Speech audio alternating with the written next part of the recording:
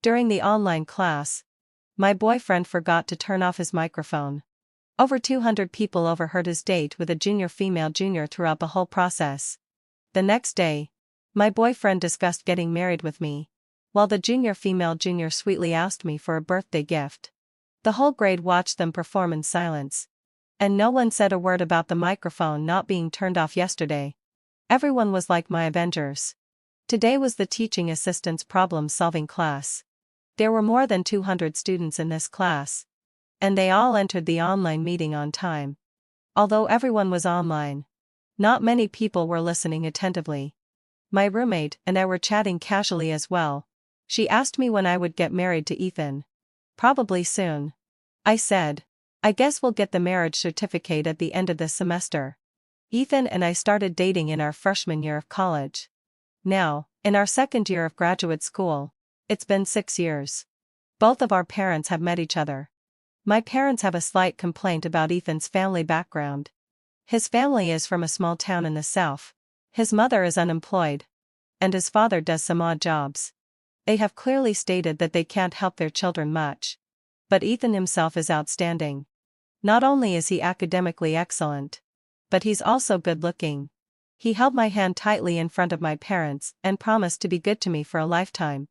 A hero doesn't ask about his origin. My father finally gave his approval for this marriage. My family will pay for the house, decoration, car, and the cost of the wedding. As long as I'm happy with Ethan, that's all that matters. Get the marriage certificate at the end of the semester? Then I'm waiting to be the baby's godmother. My roommate and I were chatting cheerfully when she suddenly pointed to her earphones and said, "It seems Eve and didn't turn off his microphone. You should remind him quickly." I quickly walked to the laptop. Sure enough, among the teaching assistant's voice of explaining the questions, there was the sound of Ethan humming. And there seemed to be the sound of running water. The teaching assistant said, "Student Ethan, could you turn off your microphone?" Ethan didn't respond. He probably turned his phone to the minimum volume and left it aside. I picked up my phone and planned to call him. No one answered. I was about to make the second call when suddenly, a discordant sound rang out.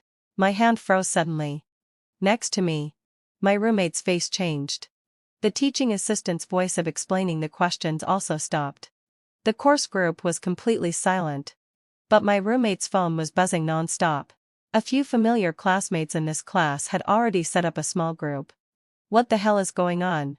Ethan has so much energy in broad daylight. Playing so wildly. You don't understand. They're almost getting married. Immediately. Someone my roommate, Luna is your roommate, right? Maybe you'd better not tell her. It's too embarrassing. Ordinary people can't stand it. Messages in the group kept coming one after another. More and more classmates were being added. Within a few minutes, the number of people in the group surged to over 100. My roommate stared blankly at me sitting beside her, not daring to say a word. Wait. This seems. It's not Luna? What's going on? In the audio, the discordant sound had ended. A girl's sweet voice rang out. So, who is better, me or Luna? Then came Ethan's voice with affection. Of course it's you. There was a deathly silence in the group. No one had expected this astonishing turn of events. For a moment, everyone held their breath and listened intently. The teaching assistant was 2 years older than us and was a Ph.D. student supervised by the professor. She had the authority to end the meeting immediately. But she didn't. I guess she was also stunned. My hands and feet were ice cold. But my mind was still working. I had already recognized the girl's voice. It was Mia, my closest junior female junior. At this moment, she coquettously complained. "You clearly like me more. But you still want to be with her." Ethan replied with a laugh. "So what? Can you help me find a job and solve my household registration problem?" Obviously, the junior female junior didn't mind either. She said with a giggle, "It doesn't matter. Anyway, heading fortsättningsvis session. We can still continue even if you get married. I don't mind. But be careful. Don't get caught." Mia said. "I don't want to have a falling out with Luna. She's so nice to me." I cried and said I'd never used a branded bag. And she promised to give me one for my birthday. Ethan said inferiorly, Such a sucker is rare. That's why brother Ethan is so lucky. He seized the opportunity firmly and can struggle at least 20 years less. They laughed and played together. The group was as quiet as a graveyard. I took a deep breath, inhaling deeply as if more air flowing into my body would make me calmer. I said softly to my roommate, "Add me to the group." When my name appeared in the group, everyone fell silent. After a moment, the girl who played best with me spoke first. "Luna, are you okay? The guys in our dormitory also think he's a jerk." Her boyfriend followed and said in the group. His roommates then joined in, "Damn it. When Ethan comes back, we have to beat him up together. This jerk is embarrassing all of us." The scolding in the group got fiercer and fiercer. I calmly typed, "Sister, please close the meeting first." The teaching assistant was also in the group. A few seconds later, the meeting was closed. "Thank you, everyone. I hope you can act as if you don't know." My sisters were anxious. "Luna, you're not going to just muddle through with him like this, are you? Now you're just engaged. The loss is already huge. But it will be even worse if you get married. Cheating is either once or countless times." I pressed the voice recording button and said in a low voice, "I won't marry him. But I won't break up with him immediately either. I'll make him return everything he's cheated from me over the years." One by one. 10 minutes before the class ended, Ethan picked up his phone to sign in and found that the meeting had ended early. There was also a missed call from me on his phone. He called me back. I answered the phone and could tell that there was obvious nervousness and probing in Ethan's tone. "Why did the class end early?" he said. "Why did you call me in the middle of the class?" I tried to make my tone sound normal. "Sister wasn't feeling well, so she ended the class early." "Then why did you call me?" "Nothing. I just wanted to ask if you want to have barbecue with me after class." I heard Ethan's voice relax a bit, but he didn't completely let down his guard. "I have to finish the written test for my internship today. I'll go with you tomorrow, honey." I gently complained a few words and then hung up the phone. Come to think of it, the internship opportunity at that top-tier securities firm for Ethan was found by my dad. After chatting with me, Ethan wasn't at ease and went to ask the teaching assistant's sister. "Sister, are you okay now?" He was probing to see if I had lied to him. The sister had already coordinated the story with me and replied flawlessly, "I feel much better after a nap. If you have any questions, you can ask me privately." The sister forwarded the chat record to me. Now Ethan should be at ease. I held my phone tightly and calmly replied, "No. It's not that simple. Ethan would go back to the dormitory soon. He would definitely ask the other 3 roommates to confirm. Among those 3 people, one was my sister's boyfriend. He secretly recorded a voice message for me." Sure enough, as soon as Ethan returned to the dormitory, he asked them to confirm, was there no roll call in today's problem-solving class? No. The 3 roommates were either playing games, reading novels, or taking a nap, all looking nonchalant. After Ethan went out, they all became energetic and jumped up. "What a jerk. Don't play basketball with him in the future, or girls will think we're the same kind as him." Everyone played their roles very well. Ethan was kept in the dark and completely believed that nothing unusual had happened that day. And someone less vigilant than Ethan was Mia. She invited me to her birthday party. The reason was simple. She had repeatedly stroked my Chanel bag before, alternately envying me and feeling self-pity. In the end, I felt soft-hearted and promised to give her one. She invited me to the birthday party just to urge me to fulfill my promise as soon as possible. I agreed. Soon, Henny went out a little sorry. Mia's birthday arrived. This girl was a social butterfly and invited many people from our grade to celebrate her birthday. The night before the birthday, I asked Ethan, "Tomorrow I'm going to a junior female junior's birthday party. I can bring my partner. Why don't you go with me?" Ethan's expression paused slightly, but soon he returned to normal. "Why should I join in the fun at your junior female junior's party? You've met her. The cheerleader. Mia. She's really pretty." Ethan frowned and thought for a long time. "Oh, I seem to have a bit of an impression. What amazing acting skills." I sneered in my heart. Ethan still wanted to refuse. I immediately pretended to be angry. "What? You won't even give me this face? Ethan hadn't attended the interview at the securities firm yet. I had already told him that the female senior executive in charge of the interview was my dad's friend and also my godmother. At this critical moment, he definitely didn't want to make me unhappy. Helplessly, he agreed to go with me. On the day of Mia's birthday party, I walked up to Mia with Ethan on my arm. The other classmates surrounded us, watching the three of us get together. They probably had never witnessed such a thrilling drama in their lives. Mia looked at me, and the smile on her face was as sweet as honey. Senior female schoolmate. You're here. Did you bring me a gift? I smiled. Then pushed Ethan in front of Mia. Here it is. The whole audience was shocked. Both Mia's and Ethan's faces changed. I admired their extremely awkward expressions for 2 seconds. Then hooked the corners of my mouth and quietly patted Ethan's shoulder. What are you standing there for? The bag I asked you to carry for me has the gift in it. Ethan's face had turned pale just now. After hearing my words, he let out a sigh of relief and quickly took out the small Chanel bag from the bag and handed it to Mia. I often hear Luna mention you. Ethan showed the polite smile of a cool senior. Mia took the bag, her big eyes shining. Thank you. I also often hear Luna mention the senior. They must have thought their acting skills were great. The people around all lowered their eyes, unable to bear to watch. My roommate quietly pulled me aside. You really bought a Chanel for Mia? I smiled. It's a fake. My roommate exclaimed. No one at this birthday party is really here to celebrate her birthday. They're all here to watch the show. Who says it isn't?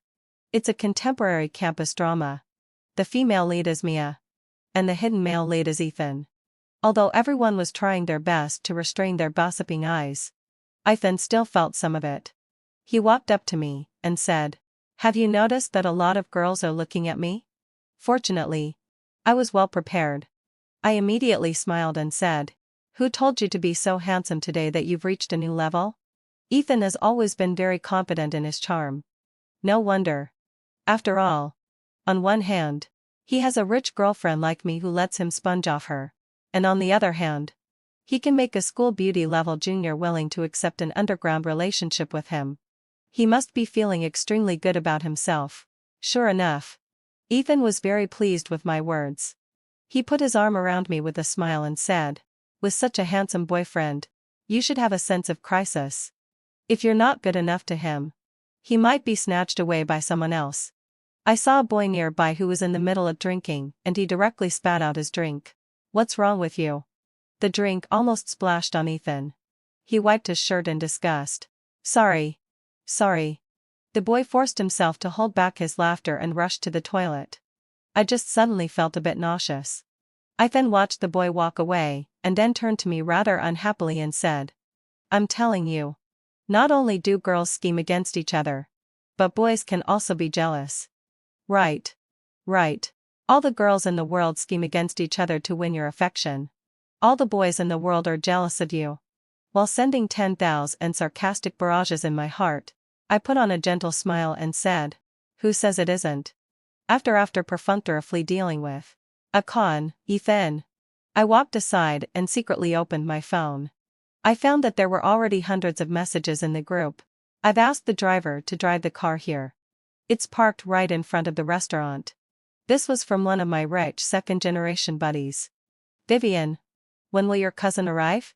This was from the teaching assistant senior. He's already at the door. This was from my roommate Vivian. Okay. Act as planned. The group was immediately filled with emoji of people gossiping. When the birthday party was almost over that day, I pulled Ethan and left first. Later, when Mia and her classmates left the restaurant, a Maserati almost scratched her. A very tall and handsome young boy got out of the car. His face was comparable to that of a popular idol in idol dramas. He kept apologizing and said he would take Mia to the hospital. Mia actually wasn't hurt at all, but she immediately got into the passenger seat of the Maserati. It's a pity you didn't see it. Vivian shook her head at me later. The way she tried her best to act Karpatisly and pretend to be weak. It was really hard for us onlookers not to throw up on the spot. I smiled and said, This is just the first act of a good show. Of course, not everyone's acting skills are that good. For example, the vice president of the student union where Ethan is. During the midterm, the list of outstanding cadres in the student union was announced. Ethan was shocked to find that his name wasn't on it. He immediately went to the vice president in charge of him to argue. The vice president was the roommate of the teaching assistant senior. She had already learned about Ethan's deeds from the teaching assistant senior. She has a fiery temper. So when Ethan asked her why he wasn't an outstanding member, she directly threw out a sentence: outstanding cadres need to develop comprehensively in terms of morality, intelligence, physical fitness, aesthetics, and labor. You don't deserve it. The teaching assistant senior witnessed this scene and sent me a WeChat message in a panic. Oh my god. I couldn't stop her hot temper. Didn't it give the game away? Don't worry. What was Ethan's reaction when he left? He left angrily. Then it's okay. I smiled confidently. Sure enough, when Ethan came to have a meal with me, the first thing he mentioned was the vice president. She's taking revenge. Ethan poked the bowl with his chopsticks resentfully. She pestered me to pursue me last year. I rejected her. And now she holds a grudge. By the way, Luna, aren't you on good terms with the president? Can you think of a way to tell the president about this? Saying that the vice president is abusing her power for personal revenge. After all, outstanding cadres get extra points in the comprehensive assessment. I offended the vice president for you. Luna? Luna? I was originally lost in thought. After being brought back to my senses by Ethan's voice, I immediately showed a united front and said, no problem. Just yesterday, at the restaurant where we often eat, the boss secretly told me that every time I paid and left, Ethan would come back and ask for an invoice. I was a bit confused at first. Now that Ethan mentioned the student union, it reminded me. Anyway, it will take some time for the good show on me side to reach its climax. Why not deal with Ethan's side first? I immediately called the president of the student union. She was a classmate of mine in the same elective course, and we really had a good relationship. After listening to me, she smiled and said, I see. The next day, at the regular meeting of all members of the student union, the president said that recently, many student cadres had misappropriated activity funds and embezzled special funds, and this matter must be severely cracked down on.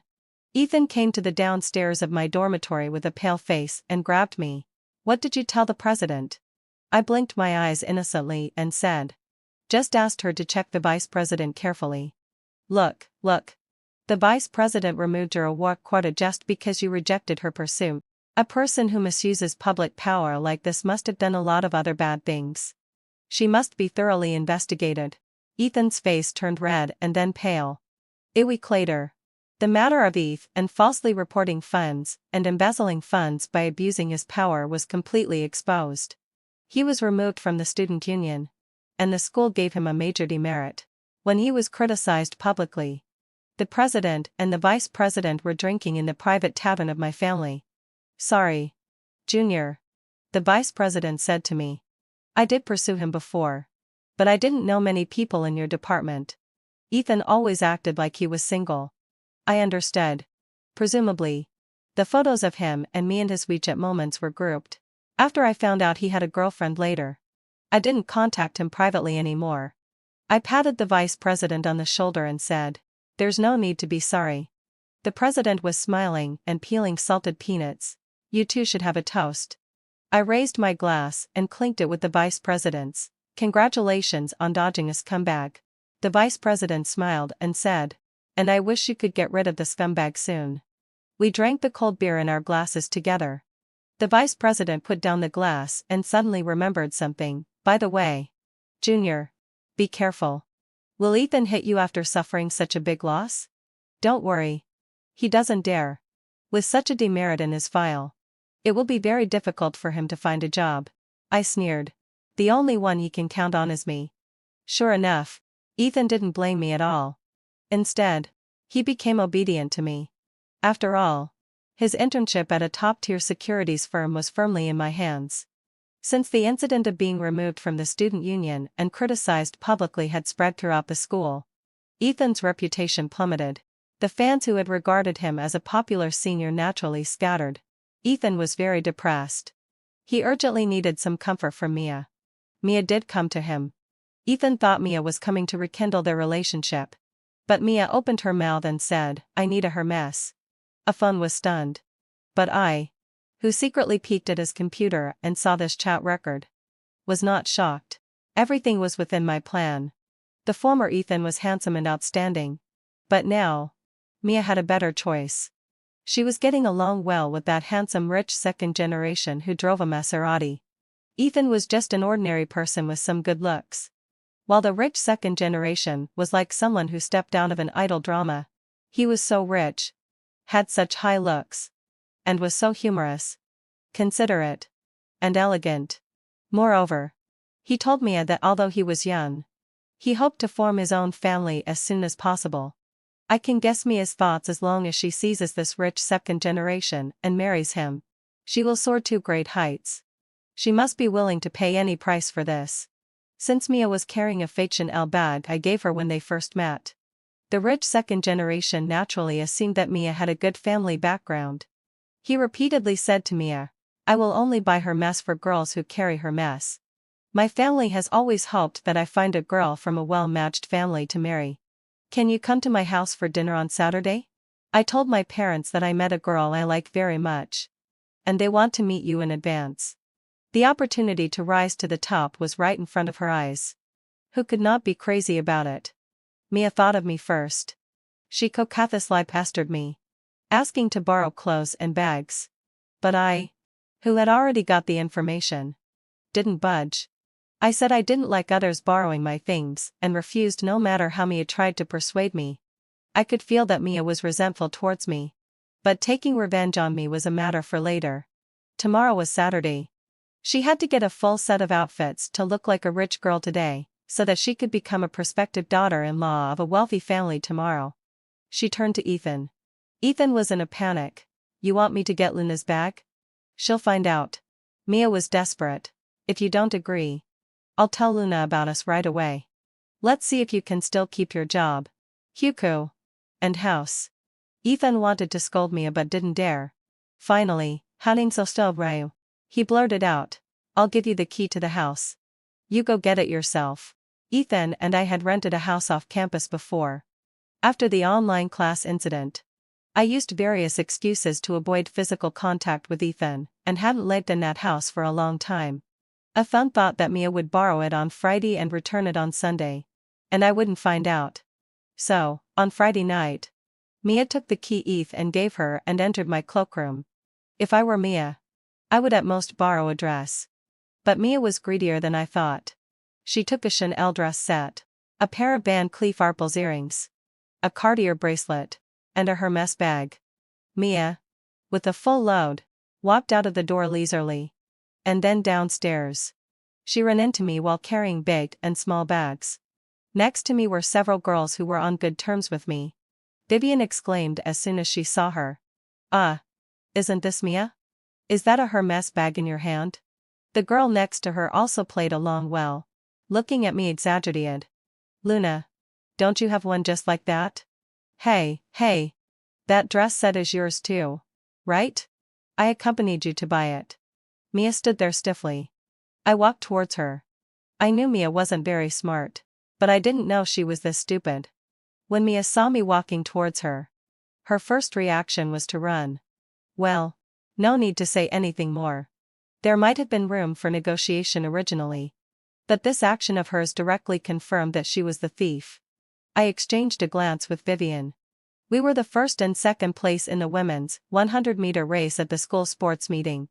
Half a minute later, I firmly held Mia down, and Vivian dialed the police number beside me. The things Mia stole added up to more than 200 taels, and to one in value, with both witnesses and physical evidence. The amount was huge, and the circumstances were serious. At the police station, Mia was in tears, crying that she and Ethan had an agreement. She was borrowing, not stealing. I called Ethan. When Ethan rushed over, I looked at him quietly. After dating for 6 years, I really wanted to know how Ethan would choose. When I saw the extremely innocent and shocked expression already prepared on his face, my heart ached dully. This man was worse than I thought. He was willing to send Mia to hell to protect himself. Sure enough, a phone insisted that his key had been stolen. He was not familiar with Mia at all. Had only met her a few times before. And knew nothing about this matter. Mia went crazy. Ethan. Are you even human? She looked at me. Her eyes red-rimmed. Luna. I'm telling you. Ethan and I got together last year. He told me he was only after your money. Ethan's face turned pale. He walked up to me. His lips trembling. Luna. Is your female junior crazy? I don't understand what she's talking about at all. The police officer next to them asked Mia. You said Ethan gave you the key. Do you have any evidence? Yes. Of course I do. Mia took out her phone. Tremblingly opened WeChat. And suddenly, she froze. She looked at Ethan. Trembling all over. Let out a scream. And lunged at him. You bastard. You planned this long ago. You told me to delete it. To police officers. One on the left and one on the right. Held her back. Mia was sobbing and went limp. I understood. I could imagine how Ethan had talked to Mia since you're about to be with a rich second generation. You must remember to delete the chat records between us. So that your prospective boyfriend won't see them in the future. From the moment Ethan was threatened by Mia and prepared to give her the key, he had made preparations to extricate himself. This man was more vicious and heartless than I had imagined. At this moment, he looked at me with extremely affectionate and innocent eyes. I've only loved you. I suppressed the overwhelming urge to vomit in my heart and forced a smile. I believe you. A fawn, Ethan. Your retribution is yet to come. I told the police that I was willing to settle the matter privately. But after we returned to school, Mia was still expelled. It was said that Ethan reported the matter of her being taken to the police station to the school authorities. He couldn't tolerate Mia staying in school. Otherwise, for him, she was a time bomb. Of course, Mia could no longer see her handsome rich second generation. The Maserati belonged to my friend's family. And the rich second generation himself was Vivian's cousin. The heartthrob of the acting department at an art college. Mia was not a good girl. But I knew very well that Ethan was even worse. However, at this moment, there was no sign of Ethan's badness. He was taking care of me meticulously. As if he was vying to be one of the top 100 best boyfriends in the world. On the day Ethan passed the interview at the top-tier securities firm, we went to a restaurant to celebrate. He drank some wine and said to me very emotionally, Luna. Only you are the best to me. I looked at his extremely serious expression and wavered for a second. But it was only for a second. My intuition told me that a jackal wouldn't change its nature because of the kindness of Mr. Dong Gul. And Ethan soon proved this. I was interned at the same company as him and was even assigned to the same group. During the on-the-job training, there was a girl in our group who was visibly extraordinary. She had a kind of relaxation that came from being raised in a wealthy family since childhood. The interns had already dug out her identity. She was the only daughter of the big boss. Amanda. Ethan was originally sitting next to me. But when he saw the seat next to Amanda was empty, he excused himself to go to the bathroom. When he came back, he sat down in the seat next to Amanda on the way. I sneered in my heart and kept taking notes quickly. Ethan looked down on Mia. But compared with Mia, he was even more extreme. After starting work, I focused on my work wholeheartedly, and was the last one to leave the office every day. I pretended not to see Ethan's obvious and subtle attentions to Amanda. And Amanda was also interested in Ethan. Now she would take the initiative to ask Ethan if he wanted to drink milk tea in the afternoon. Less than 2 weeks later, Ethan's roommate forwarded me a chat record, which was sent by Ethan in their dormitory group. I can't believe that the atmosphere is getting more and more open. Even the president's daughter is so proactive. On the surface, he was complaining. But in fact, he was showing off triumphantly. One of the roommates who disliked him sneered. She hasn't confessed yet. Ethan was not polite either. Some people don't be jealous. Come on. An adult woman takes the initiative to add you on WeChat. Chat with you. And order takeout for you. Is she trying to develop a pure friendship with you? I looked at the chat record and almost laughed out loud. Amanda asked Ethan what novels he liked to read. Ethan said he didn't like those unnutritious ones, and that he read political and economic readings every day. Amanda asked Ethan if he had watched the newly released popular movie. Ethan said he never watched commercial movies and only liked niche art movies. I felt ashamed that I had liked such a pretentious person. Obviously, having fulfilled my inside with the favor of the president's daughter, Ethan's heart, which had been hurt by Mia's mercenary attitude, became enthusiastic again. He thought he was great again. He stopped doing his work properly. When the leader criticized him during the department regular meeting, he knew he should be anxious. But he was far behind. There were so many things he hadn't learned, and the mountains of Excel files were like a book from heaven to him. He asked me if I could help him with some of it. I immediately pretended to be pitiful and said that I couldn't finish my own work either. By the last month of the internship, Ethan had obviously given up. He came to the company just to sign in every day, mainly to see Amanda. Every time I saw Amanda and Ethan playing around in the pantry, I would silently sigh in my heart, thinking of the old fable about the cow herder and a woodcutter playing together. On Friday night, I changed out of my suit, put on a baseball cap and a mask, and went to a Japanese restaurant near the company. Amanda and Ethan were having dinner here. I sat down in a place separated from them by a screen, drank my drink, and listened quietly. Ethan was already anxious. What? There's only one internship to full-time conversion spot? Amanda. Yes. This is inside information I got from my dad. Don't spread it. Fine, there are 3 interns in our group. If only one can stay. Amanda. Do you want to stay? Amanda. Of course not. My dad just asked me to come here to learn and exercise. So this spot must be either yours or Luna's.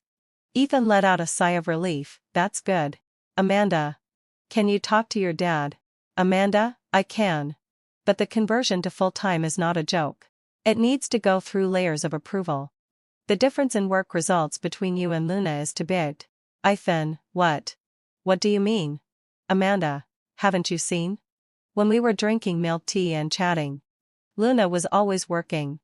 I took a glance the other day, and she was almost done with the data analysis for the industry research. Fun, no. Amanda. Your dad. Amanda, if the work results of you two were similar, it would be useful for me to plead with my dad. But with such a big gap, my dad can't forcefully keep you. Ethan was silent for a long time. After a while, he said in a low voice, I understand. Amanda. You still need to talk to your dad as you should. I'll figure out the rest by myself. I found left. After his footsteps had completely faded away, Amanda pulled open the screen and sat down opposite me. She unceremoniously picked up my chopsticks, picked up a piece of salmon and put it in her mouth, saying vaguely, So, how was my acting? Amanda? I gave her a thumbs up. I'm so tired. Amanda complained while gobbling. It's so disgusting to be in contact with him. And I have to pretend to like him. I rolled my eyes. I originally planned to deal with him in other ways. But as soon as you heard that we were intern at your dad's company, you insisted on coming to act. Your acting addiction was so strong that it couldn't be stopped. Otherwise? Watch my best friend be cheated by a scumbag for 6 years and not do anything? Amanda downed the sake in my glass in one gulp. Do you think Ethan will take risks? I smiled. Trust me. He will. He's a person with lofty ambitions. If someone else gets a better job than him, it's worse than killing him. But now he has a disciplinary record in his file, and his reputation at school is bad. As long as the HR does a background check, they'll know which good job would want him. This company is his last chance. He got the internship through me, and now he wants to get the full-time position through you. He uses women as stepping stones to climb up step by step. He will never allow himself to fail at the last moment. On Saturday, Amanda came to my house for dinner. Halfway through, her phone rang. Amanda answered it. And a few seconds later, she immediately looked at me. I calmly put down my chopsticks, knowing that my plan had succeeded. If the work results at you two were similar. This sentence said by Amanda was Ethan's last straw. Next Monday was the DDL. It was impossible for him to produce the work results that I had accomplished in several months in just 2 days. There was only one way. To make me lose my work results too. I stored all the data analysis for the industry research in my computer. If I submitted it on Monday, the result would be obvious. And if these data were gone, then the situation would be in chaos. And this chaos would at least give Ethan room to operate. So on Saturday, a day when no one went to work, Ethan sneaked into the company and turned on my computer. And then he was held down by the security department that rushed up. Whom could he blame? He could only blame himself for being so focused on flirting with Amanda and during the on-the-job training that he didn't listen carefully at all. If he had listened, he would have known first. All the work results we had done, including data codes and text analysis, were the company's property. Second, every workstation could be monitored. And the data he deleted, I had actually backed up. The company sued Ethan, demanding compensation for losses. The amount of money was like an astronomical figure to Ethan, leaving him in a mess. He tried to turn to Amanda for help, but Amanda said that Ethan was actually the kind of person who would destroy what he couldn't get, and she didn't want to have any contact with him anymore. She blocked Ethan on WeChat. Maybe he was pushed to a dead end. Or maybe he forced himself to hold on to the last glimmer of hope, after going around in circles. Ethan actually regarded me as his last straw. After all, for such a long time, I had seemed so dull and weak, blindly trusting Ethan. He cried and told me that he just wanted to take a look at the materials on my computer and accidentally pressed the one-click delete option. We're about to get married. What's yours is mine. And what's mine is yours. Whether you get a promotion or I do, isn't it the same? How could I want to harm you? He shed tears with extreme sincerity. Luna, you must believe me. Believe in my love for you. I have nothing left but you now. I pulled Ethan up and said, your birthday is next week. Anyway, let's celebrate your birthday first. When Ethan and I were passionately in love, we had a couple's account to record our daily lives.